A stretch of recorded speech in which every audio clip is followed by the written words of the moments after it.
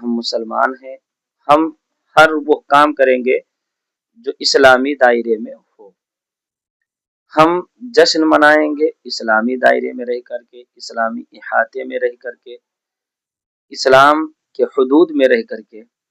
اللہ رب العزت نے فضل عظیم فرمایا، ہمیں خوشیوں کا موقع بھی میسر فرمایا۔ ایسا نہیں کہ مسلمانوں کو خوشیاں منانے کا حق نہیں ہے، لیکن اس کے لیے ایک ضابطہ رکھا گیا، ایک دستور قائم کیا گیا، ایک حد قائم کیا گیا، اسی میں رہ کر کے جشن اور خوشی منایا جائے۔ نئے سال پر ہم جب تاریخ کا مطالعہ کرتے ہیں تو یہ نتیجہ نکل کے آتا ہے کہ نئے سال پر خوشی منا سکتے ہیں، شرعاً کوئی قباحت نہیں، لیکن از روئے شرع جو درست ہو اس طریقے سے منایا جائے۔ کیا درست ہے؟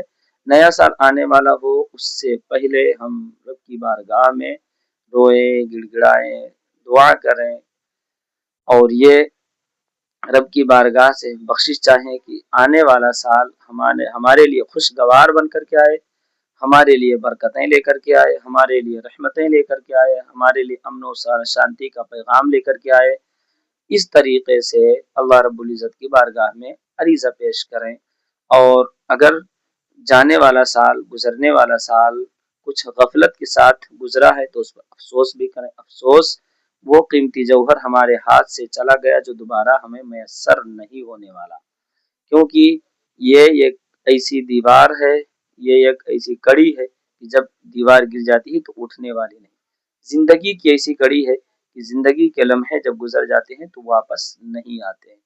تو یہ گزرنے والا سال ہماری زندگی کی ایک کڑی تھی جو ہم سے جدا ہو گئی، تو یہ مقامی افسوس تھا، لیکن ہم نے غفلت میں، لاپرواہی میں مقامی غفلت کو ہم نے مقام مسرت بنا دیا اور خوشی کا اظہار کیا۔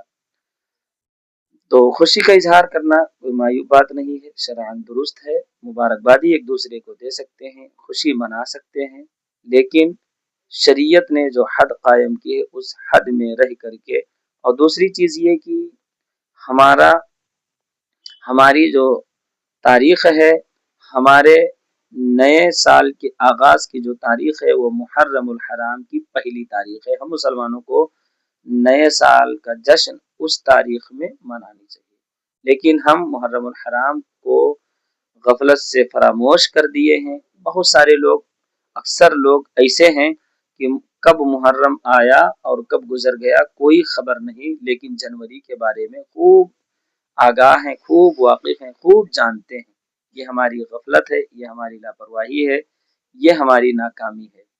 ہمارے لیے خوشی کا موقع، ہمارے لیے نئے سال کا پہلا مہینہ محرم الحرام ہے، لہذا ہم ایک دوسرے کو بتائیں کہ ہمارے سال کا آغاز محرم الحرام سے ہوتا ہے، اس تاریخ کو ہم یاد رکھیں اور اس میں ہم جشن منائیں، اس سے ہم دور رہیں۔ یہود و نصارہ کا یہ دستور، یہود و نصارہ کا یہ ایجاد کردہ جنوری کی پہلی تاریخ ہے، اس سے ہم دور رہیں۔ السلام علیکم ورحمۃ اللہ تعالی وبرکاتہ۔